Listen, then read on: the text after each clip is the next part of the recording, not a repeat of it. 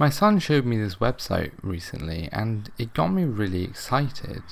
Not necessarily because he's now interested in math, but because this website allows you to download your save file. And I see this as an opportunity to perhaps teach someone else how you would go ahead and modify or perhaps even create a game save trainer for a application such as this. And I think this website is a prime example of things you could use it for, which isn't necessarily nefarious or would perhaps stop other people from having fun on the website. You're really only cheating yourself. You can see that we've just caught 2 Pokemon by doing some math tasks, and obviously there's a lot more Pokemon to be had here, but maybe I don't fancy doing the tasks. So what I will do is I will download my game save.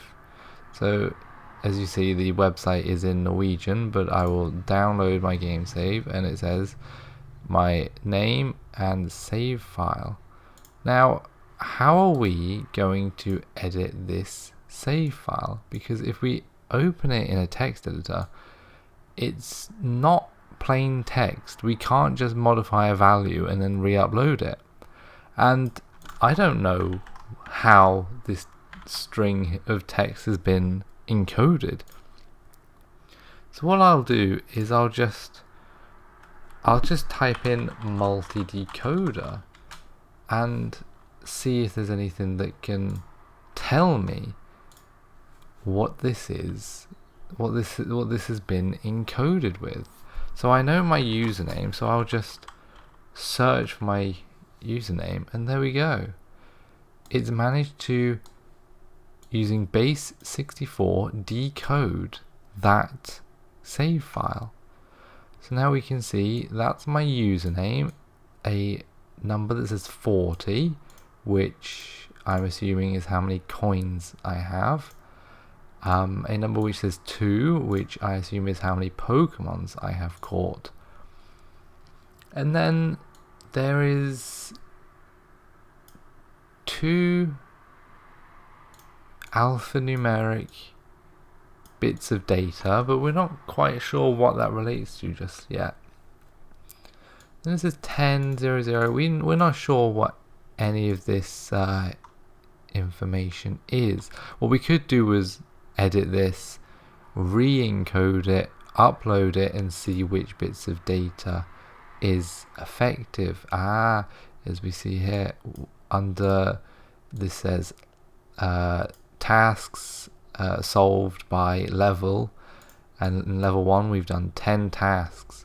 So we can safely assume that here where it says 10 and then zeros, these are the levels in which I have completed tasks under.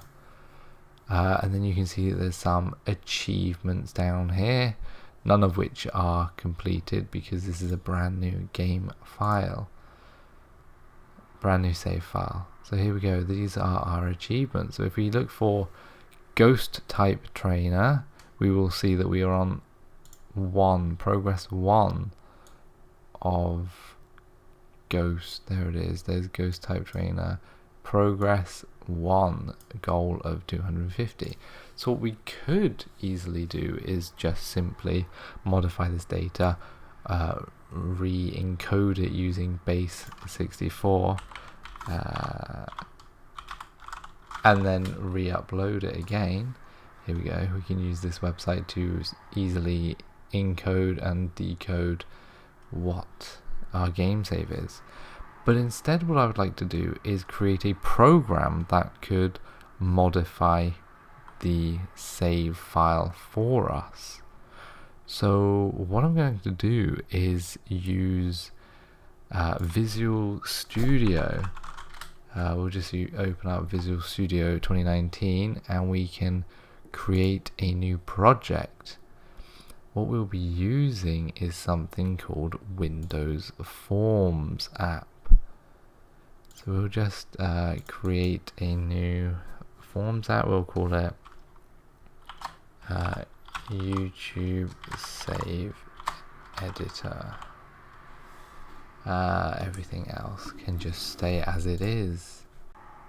Okay, and once that is loaded in, we are presented with well, it looks like an application, but there's nothing on it. There's no buttons, there's nothing to sort of modify, there's just an empty window. What we're going to do is open up the toolbox on the left hand side, and in the toolbox you get access to all sorts of fun tools. If we go into our menus and toolbar, we will see we've got pointer, context menu strip, menu strips, data strip. There's quite a lot to go through. For this sort of tutorial, we can just focus entirely on a button and a input field, and use maybe a couple of labels to sort of describe what these buttons and input fields will be doing. So we'll just grab a button here and we'll just place it where we want it,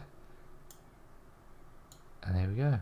It already comes with a label on it called that labels it button 1, so we can change on the bottom left, the bottom right down here, what the text will say. So we will title this, or we'll give this a label of load file, and this is what we're going to be using to open up our game save.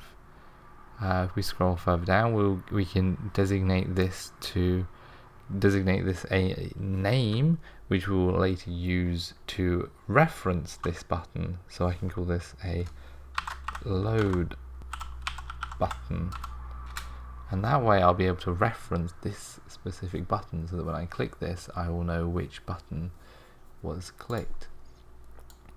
We can just make another button for the save button, so that once we've saved, once we've modified our data, we can then click on the save button to save the save file. There we go. What I'm also going to grab is a input field, which is a rich text box. I suppose we could be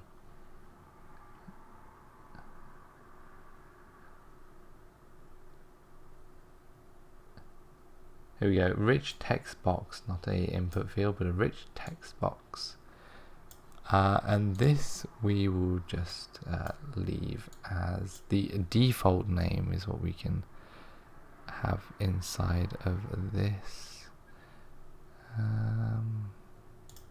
So we will just label this as Ash, and that way we can know that this is by default what will modify the username. User field, oops, try that one again.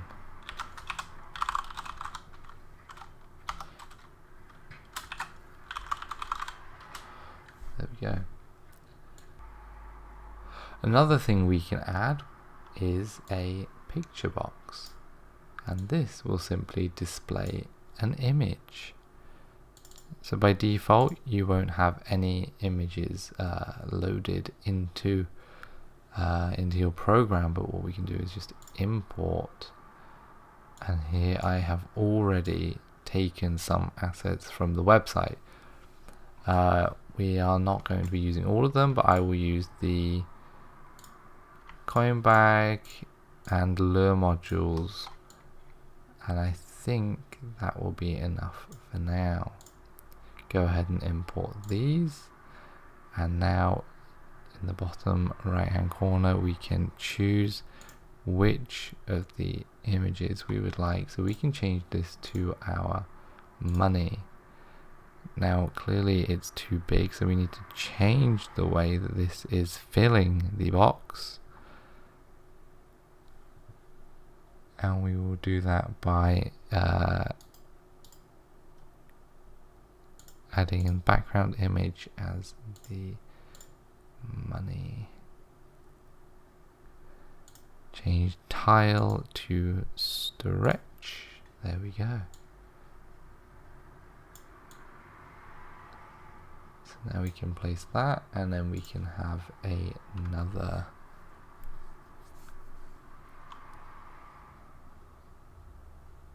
what were these called? A rich text box.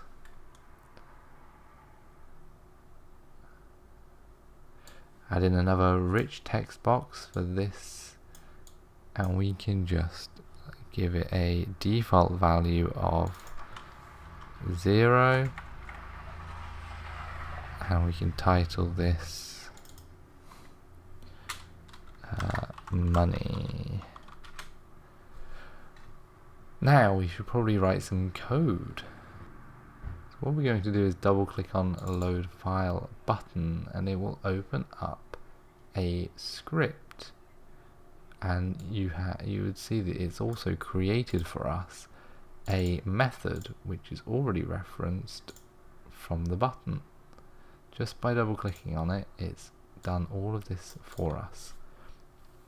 So now we can write within this method everything we want to happen when we click on the load button. So what we're going to want to happen when we click the load button is we're going to want to have it open up a open file dialog. We will type in using open file dialog. We'll just give this a name of open file dialog.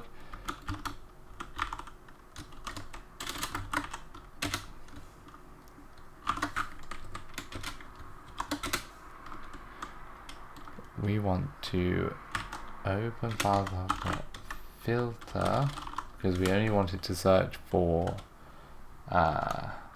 certain file types, but for this use case we can just use all files.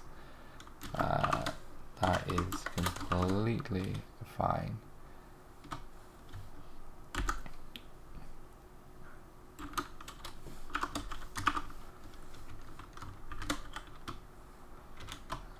And then if open file dialog dot show dialog gives a result of OK,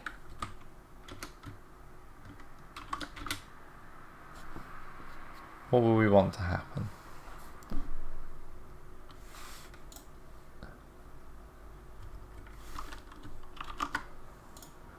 Well, we could just give a message box show.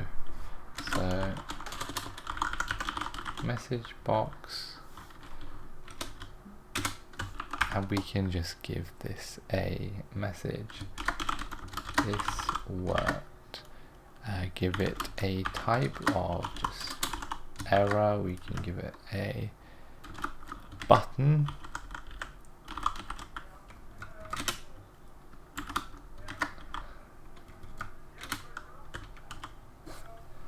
We'll give it 2 buttons.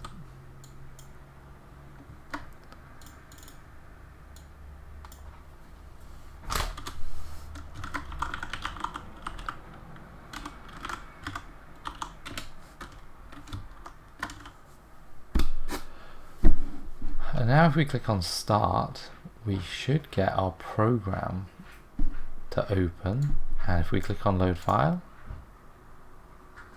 we get our window to ask us whether we want to open a file, and we can just open anything because as of right now it doesn't do anything, and we get our error message saying this worked, or in this case it did not work because it's not trying to do anything. So now what we can do is try to extract the data from this. what I will do is I will move my game save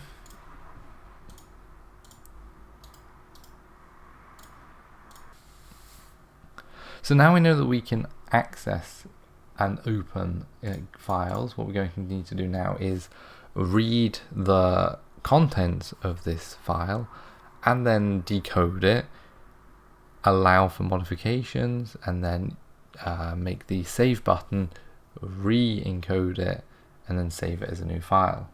So what we'll need to do is create a couple of string variables.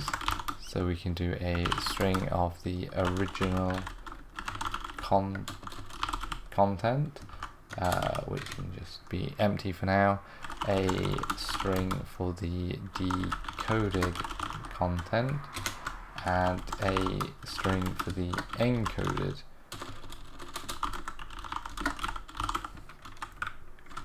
content. Now that's set up, we'll go back down to where we are opening the file. So what we want to do when we're opening the file is read all of the lines. So we can change original content and store everything that is read in the file. So we'll do file, not file, dialog, file dot read all text, and we want to do the dot file name. Now you'll see that we've got an error here, and that is because we have not implemented that we are using system.io. There we go. Now that should clear up. Now that we've read all of the contents of the file and we've stored it up here in the original content, we can now try to decode it. So we'll have a try, because let's face it, this could always fail. We need to take the bytes, store it as an array, decoded bytes, convert, and we need to convert it from base 64 string, and we will pass in the string, which is the original content. Once we have done that, we can then change the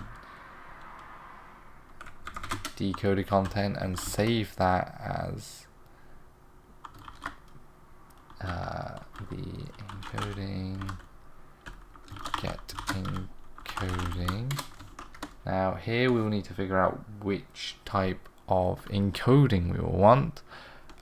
Because this is a Norwegian website, we have special characters which isn't found in the English alphabet.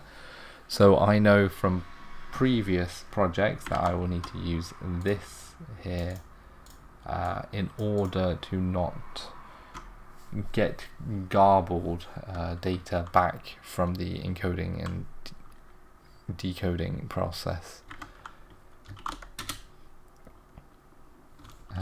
Decoded bytes. Decoded bytes. That's what I want.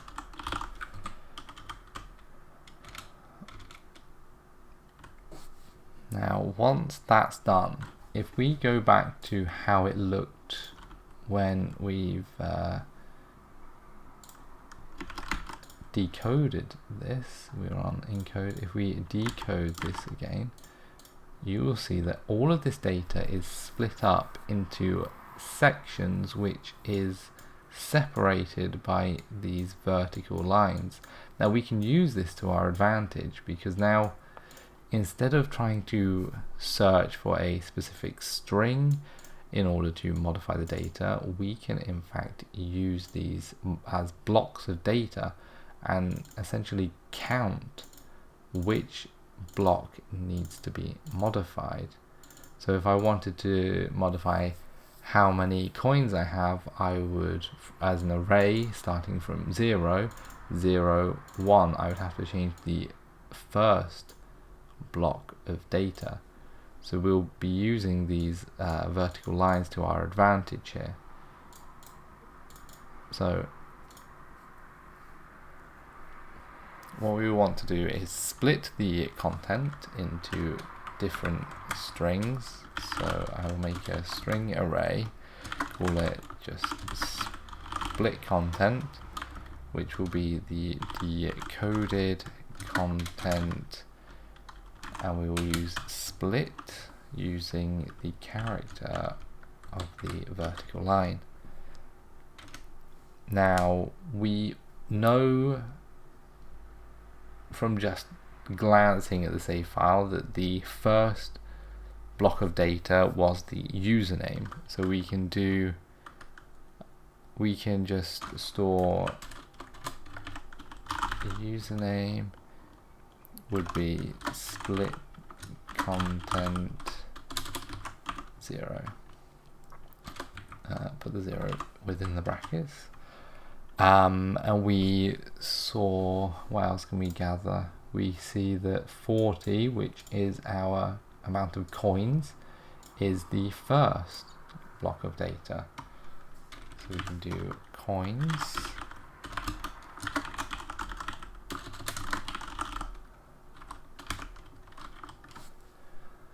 Now what we can do once we've grabbed this data is actually update in these text boxes.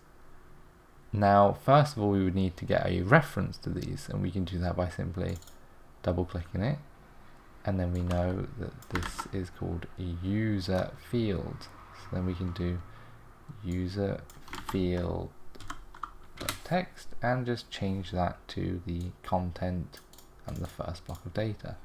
And we can do the same for the coins. So we'll just double click on this, then we know that we've titled this money. We'll do money text and change that to split content 1. Now we need to have an exception because we can't have a try without an exception. So we will have a catch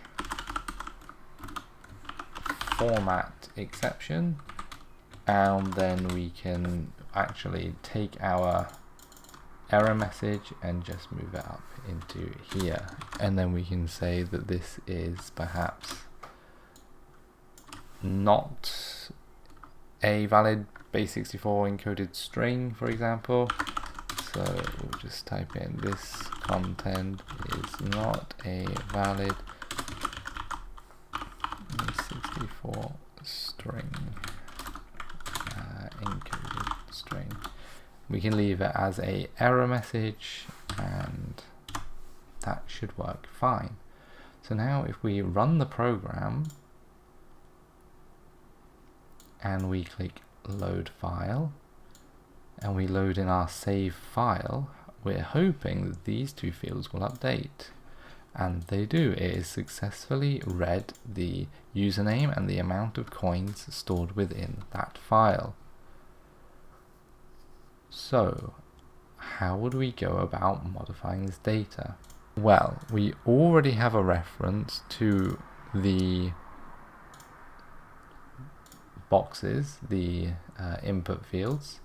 So how are we going to make it change the value?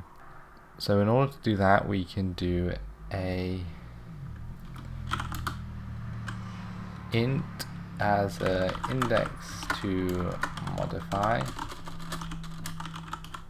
which will be 0 because the user field is the first index. And then we can have a new value, which would be the user field.text. And now we will need to modify the decoded content.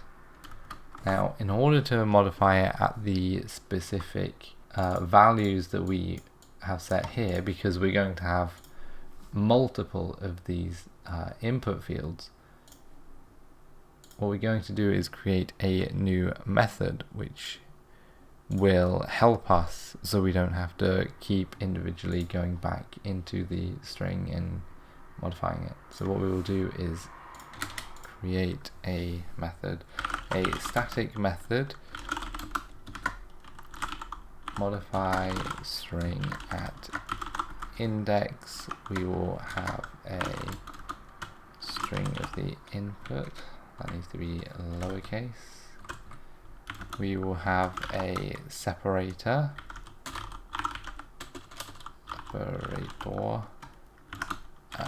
the index, the new value, which is a string. What we want to do first is separate the string. Just like we did at the top, we will be creating an array.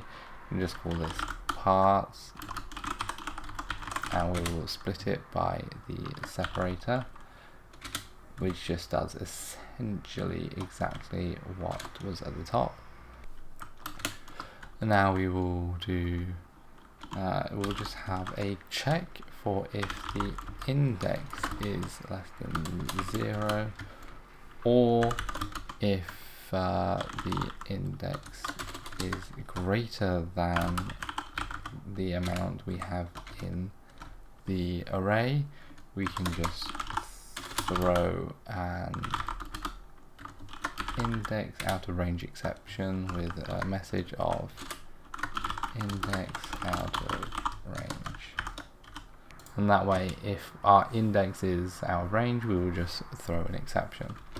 Otherwise, we will do a parts index equals new value, which will simply replace the value, replace the old value with the new value, and then we can return string.join separator to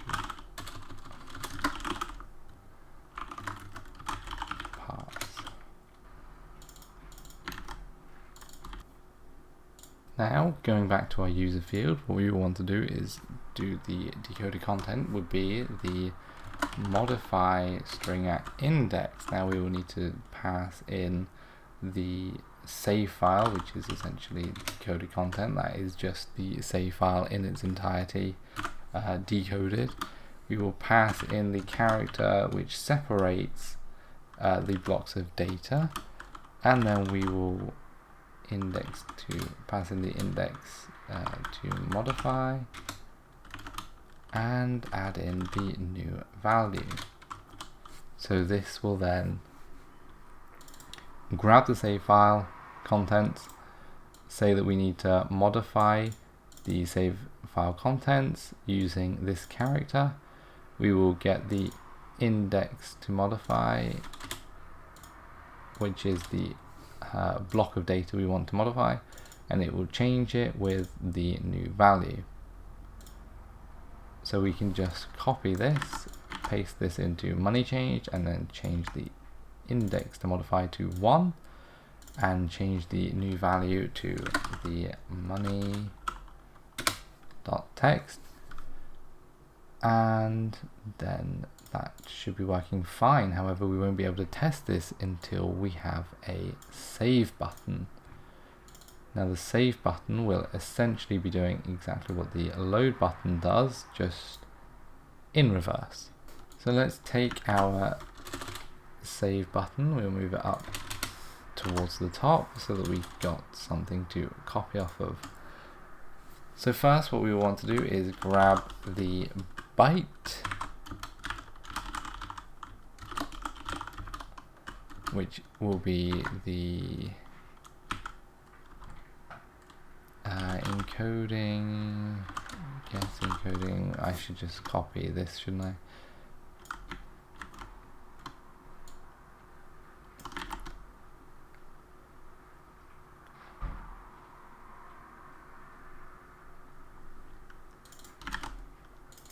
Decoded content.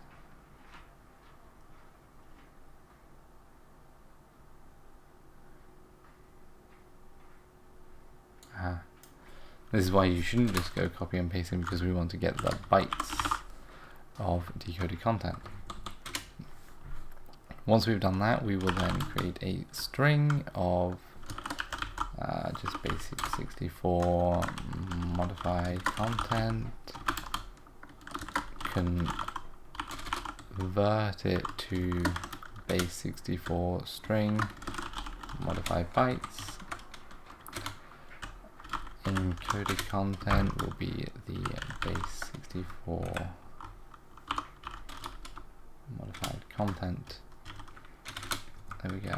And then using the save file dialog,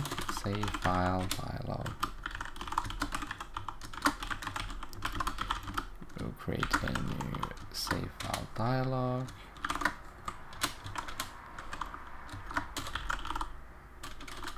Let's have another one of these filters.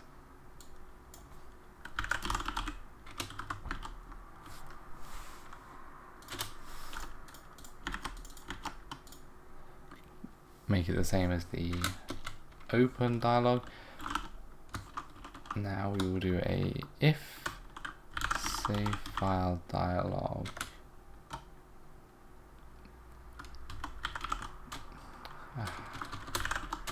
save file dialog dot show dialog is okay.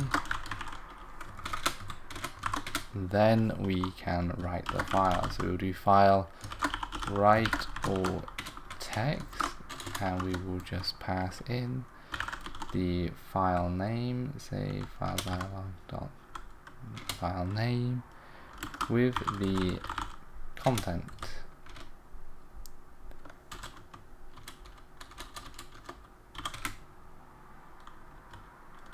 And we can just have a message box show a result file saved successfully.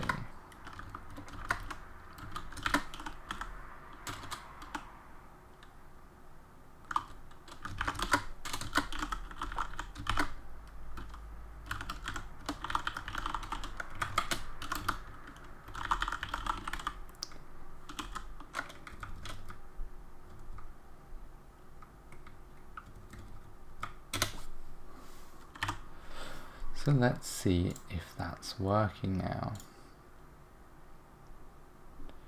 We can load in our file, get our save file, change the name to something else, change the amount of money we have, and then we'll click save file. We can choose the same, or maybe we'll create a new file.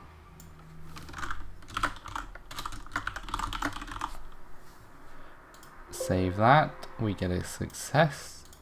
Now we can go back to our Pokemath website and we can upload our save file. I need to grab where that's saved to. New save file. There we go. We are now called Barry, which we can change on the website, but we now have coins. So we can go into the shop and upgrade whatever we want. We can buy whatever we want with the coins that we have. So I've gone ahead and I have continued my work with decoding the save file a little bit further so that I can add in a lot more buttons and input fields. So now we are able to unlock all characters. Down here you see the characters. We can unlock all backgrounds, unlock all of the Pokemon, and unlock all of the achievements. So what I will do on the website is I will delete all of my progress. So now we just have a basic save file, our old save file. As you can see, Barry with 400,000 coins and 2 Pokemon caught. And then we can just change this so that we know that we have modified this data. We can give ourselves a little bit more money, change the amount of Pokemons we have caught. For this, I will just showcase that they work, and we can unlock all of our figures, unlock all backgrounds, unlock all Pokemon, and unlock all achievements. This down here isn't really important either, and we can save our file.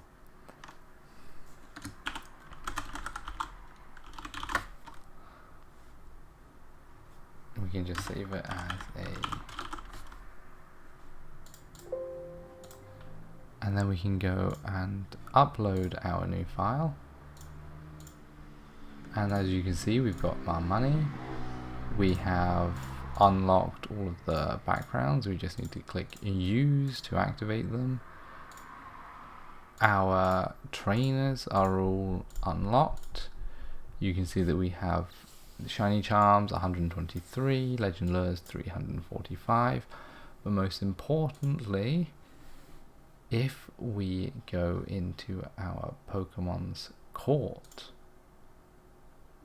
you'll see that it is loading in 2,541 Pokemon. We'll give that some time to process. And here we are.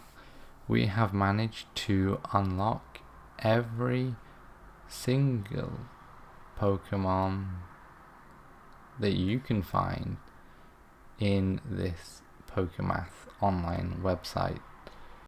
So that's it really, a sort of showcase type tutorial on how you can utilize Microsoft Forms to create a program to modify game save data.